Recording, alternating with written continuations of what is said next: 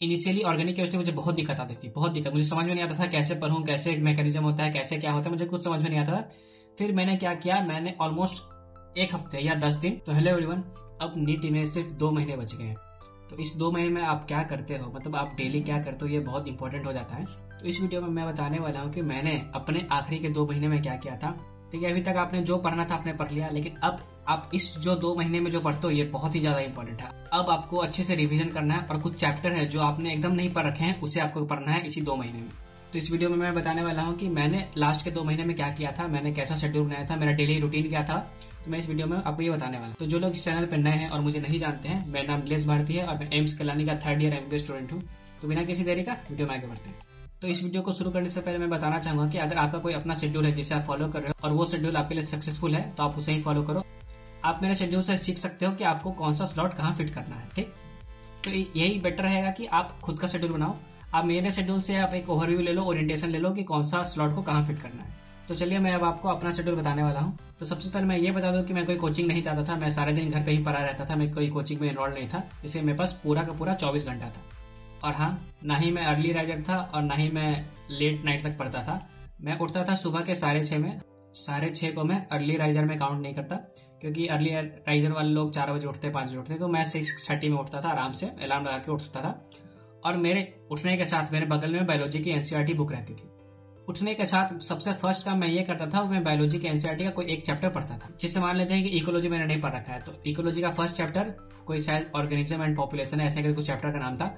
वो चैप्टर में एक बार रीडिंग डालता था और उस चैप्टर के जो क्वेश्चन है वो मैं आकाश मॉड्यूल के जो section 1 section B previous question था उसे मैं उसी 1.5 घंटे में करने का कोशिश करता था, क्योंकि चैप्टर्स ऑलरेडी मैंने पहले से पढ़ रखे थे, तो मुझे सिर्फ रिवीजन करना था। तो सुबह उठने के साथ मेरा पहला कॉल ये होता था कि फ्रेश होने से पहले मैं अपना एटलीस्ट एक चैप्टर बायोलॉजी का खत्म करूँ।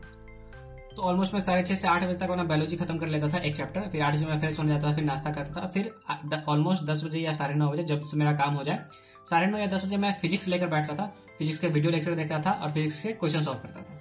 तो आपको पता चला कि नहीं चला, फिजिक्स वाला ने सेलिब्रेट किया अपना दूसरा विश्वास दिवस और साथ लेकर आया है ढेर सारे मेगा अनाउंसमेंट, मेगा ऑफरिंग्स और मेगा लॉन्चेस। हम सबको पता है नीट क्रैक करना इतना आसान नहीं है, क्योंकि हर साल इसका जो कंपटीशन है वो बहुत ही ज्यादा बढ़ रहा है। और नीट क्रैक करने के लिए फोकस, डिटर्मिनेशन और गुड स्ट्रेटेजी बहुत इंपॉर्टेंट है। और एक अच्छे मेडिकल कॉलेज में एडमिशन लेने के लिए आपको अपनी प्रिपरेशन आज से और अभी से स्टार्ट करनी होगी। तो अभी चल रहा है विश्वास दिवस, तैयारी का त्योहार सेलिब्रेशन, जिसमें 11th के स्टूडेंट्स के लिए अर्जुन नीट 2024 बैच 4800 में नहीं सिर्फ 4199 में मिल रहा है। सिर्फ इतना ही नहीं, इसके साथ साथ आपको अर्जुन 1.0 2023, अर्जुन 2.0 2023, लक्ष्य नीट 2.0 2024, 12th बोर्ड बूस्टर 2024 और खजाना फ्री मिल रहा है। और आपके इसी जुनून को बरकरार रखने के लिए आपको नीट में एंट्री कराने के लिए फिजिक्स वाला लेकर आया है यकीन ड्रॉपर नीट 2024 बैच, जो कि आपको 4900 में नहीं सिर्फ आपको 4299 में मिल रहा है। और इसके साथ भी सिर्फ इतना ही नहीं, आपको 12th बोर्ड बूस्टर बैच 2024, आपको 12th बोर्ड बूस्टर बैच 2023, यकीन 2.0 2024 और खजाना फ्री में मिल रहा है। और ध्यान रखने वाली बात, ये सब ऑफर सिर्फ 10th मार्च तक वैलिड है। और आपके भी कुछ डाउट्स हैं जो कि आप क्लियर नहीं कर पा रहे हो, तो आप सारथी की मदद ले सकते हो, जो कि आपका डाउट सॉल्व करने में आपकी हेल्प करेगा। तो चेक करें उनका 1 ईयर प्लान, जो कि 5000 में नहीं सिर्फ 3800 में मिल रहा है। तो गाइस देर किस बात की, ये सब जो ऑफर मैंने आपको बताया वो सिर्फ 10th मार्च तक वैलिड है। तो आप फिजिक्स वाला के इन कोर्सेज को परचेज करने के लिए डिस्क्रिप्शन में दिए हुए लिंक पे क्लिक कर सकते हैं और कोर्स परचेज करने का टाइम आप मेरा कूपन कोड यूज कर सकते हैं, जिससे आपको 150 का एडिशनल डिस्काउंट मिलेगा। तो गाइस बिना किसी देर किए आप इन कोर्सेज में एनरोल हो जाओ और अपने नीट की प्रिपरेशन शुरू कर दो। जैसे मान लेते हैं कुछ चैप्टर फिजिक्स का मैंने नहीं कर रखा है जो मेरे बचे हुए, जैसे थर्मोडायनेमिक्स मेरा बचा हुआ है, वेव्स बचा हुआ है, तो उस चैप्टर का जो वीडियो लेक्चर है वो मैं 10 से 11:30 देखता था। 1.5 घंटे में वीडियो लेक्चर देखता था। और जो चैप्टर मैंने पढ़ रखे हैं, जो चैप्टर मुझे रिवीजन करना है, वो मैं 11:30 से 1 करता था। तो ऑलमोस्ट जो 10 से 1 का टाइम इसमें मैं न्यू ही पढ़ता था और मैंने जो ऑलरेडी पढ़ रखा है उसको ही पढ़ता था। और देखिए मेरे साथ सबसे बड़ा डिमेरिट, मैं दोपहर में नहीं पढ़ सकता था। दोपहर की धूप पे मेरी पढ़ाई नहीं हो पाती थी, पता नहीं क्यों मुझे नींद भी आने लगती थी। तो दोपहर में मेरा चाय बिस्किट चलता था, कोशिश करता था कि नहीं सो भी जाता था कभी कभी, but most of the time मैं ऐसे ही कुछ ना कुछ से कुछ करता रहता, बट मेरी एफिशिएंटली पढ़ाई दोपहर में नहीं हो पाती थी। और फिर मेरे 10 से 1 के बाद मेरी मेन जो पढ़ाई स्टार्ट होती है वो 4 बजे स्टार्ट होती थी। 4 से 6 में ऑर्गेनिक केमिस्ट्री पढ़ता था। इनिशियली ऑर्गेनिक केमिस्ट्री मुझे बहुत दिक्कत आती थी, बहुत दिक्कत, मुझे समझ में नहीं आता था कैसे पढ़ूं, कैसे मैकेनिज्म होता है, कैसे क्या होता है, मुझे कुछ समझ में नहीं आता था। फिर मैंने क्या किया, मैंने ऑलमोस्ट 1 हफ्ते या 10 दिन, हफ्ते से 10 दिन मैंने जनरल ऑर्गेनिक केमिस्ट्री और आइसोमेरिज्म को दिया। मैंने डॉक्टर विनीत खत्री सर का यूट्यूब चैनल था उसे फॉलो किया और उनके चैनल को फॉलो करने के साथ साथ मैं नोट्स भी बनाता था। टेलीग्राम चैनल पे मेरे ऑर्गेनिक केमिस्ट्री के नोट्स मैंने अपलोड कर रखे हैं जो मैंने उस टाइम बनाए थे, उसमें नोट्स भी है। और उसमें इंपॉर्टेंट क्वेश्चंस के सॉल्यूशन भी है। तो हफ्ते 10 दिन के बाद ऐसा एक भी क्वेश्चन नहीं था जो ऑर्गेनिक केमिस्ट्री का मुझसे गलत हुआ हो। नीट के में भी मेरा केमिस्ट्री शायद 158 या 162 था, इसी के लगभग था। मेरे ऑर्गेनिक केमिस्ट्री की एक भी क्वेश्चन गलत नहीं हुए। तो 4 से 6 मैं ऑर्गेनिक केमिस्ट्री को देता था, वही वीडियो लेक्चर देता था, नोट्स बनाता था और क्वेश्चन सॉल्व करता था। और जो मैंने ऑलरेडी पहले से पढ़ रखा है उसको रिविजन करता था। 6 से 7 में फिजिकल केमिस्ट्री के क्वेश्चन सॉल्व करता था। फिजिकल केमिस्ट्री तो ईजी था, मैंने ऑलरेडी पहले पढ़ रखा था एक बार, तो मैं उसके सिर्फ क्वेश्चन प्रैक्टिस करता था। देखिए, जो स्लॉट मैंने 1 घंटे का रखा है उसमें सिर्फ मैं क्वेश्चन प्रैक्टिस करता था। फिर 7 से 7:30 में ब्रेक लेता था और 7:30 से 9 मैं बायोलॉजी करता था।